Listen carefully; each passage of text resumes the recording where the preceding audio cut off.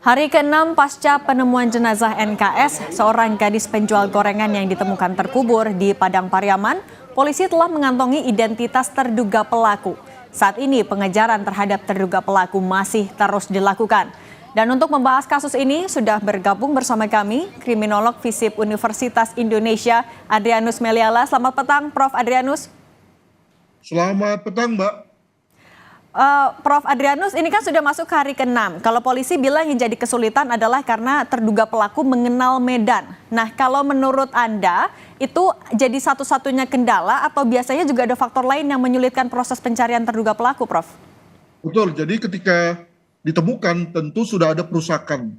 Ditambah lagi dengan tiadanya saksi mata dan kemungkinan karena sudah rusak jenazahnya, maka lalu berbagai clue ya yang bisa kemudian mengarah pada tersangka itu kemudian tidak kelihatan lagi atau sudah rusak.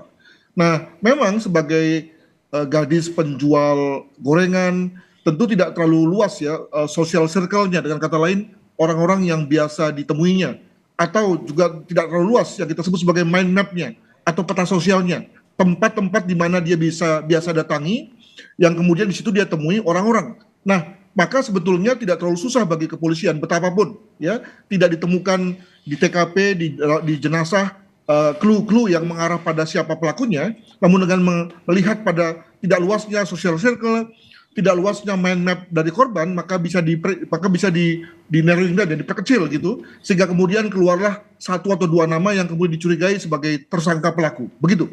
Prof, tapi kalau dengan informasi terduga pelaku mengenal daerahnya, berarti apakah mungkin terduga pelaku adalah orang dekat atau orang sekitar lokasi? Saya kira begitu. Jadi kalau tadi saya katakan bahwa korban ini tidak memiliki mind map yang banyak, artinya kan dia hanya ketemu dengan beberapa orang saja. Juga si korban itu juga tidak memiliki komunitas yang terlalu luas kelihatannya. Ya kita menduga dari status sosial, dari pekerjaannya, maka kita juga bisa mengerti bahwa atau bisa juga dapat dengan mudah menduga siapa orang yang pertama mungkin yang ditemuinya terakhir, atau orang yang dekat dengan si korban, orang yang tiap hari bertemu dengan korban, orang yang tahu bagaimana korban pergi dan pulang dalam rangka setelah berjualan begitu ya, maka dapat kemudian diprediksi menjadi 1-2 orang saja. Untuk itu kemudian lalu bisa ditelusuri. Persoalannya adalah bahwa tadi karena yang bersangkutan memang adalah kemungkinan ya orang-orang di sekitar kehidupan korban juga, maka segera kemudian bisa lari lalu bersembunyi dan sekali lagi mengikuti kontur daerah, mengikuti geografi daerah yang justru lalu kemudian polisi mengalami kesulitan karena tadi si pelaku dapat bersembunyi di semak-semak dan seterusnya, hal mana menyulitkan dari sisi pencarian.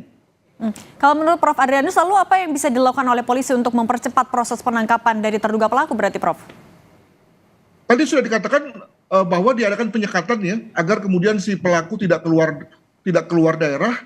Dengan begitu maka walaupun dia bersembunyi tapi tetap dalam daerah wilayah hukum yang sama, lalu kemudian bisa diadakan operasi betis ya, dengan kata lain mengurung, memperkecil wilayah pelariannya pelan-pelan begitu sehingga kemudian lalu dapat ketahuan. Itu yang pertama. Yang kedua juga dengan kemudian polisi secara melambung bisa mendekati korban melalui keluarganya, melalui orang-orang dekat si pelaku ya, sehingga kemudian lalu keluarga pelaku lah yang kemudian memanggil ya, mengupayakan agar pelaku segera menyerah kepada polisi. Jadi pertama dengan cara menangkap yang bersangkutan, tapi kedua juga bisa meminta bantuan keluarga pelaku untuk kemudian mengusahakan agar pelaku segera bisa menyerahkan kepada kepolisian. Oke, tentu harapannya segera bisa ditangkap agar ada keadilan bagi korban dan juga keluarga korban. Prof. Adrianus, terima kasih banyak sudah berbagi di Kompas Petang. Sehat selalu.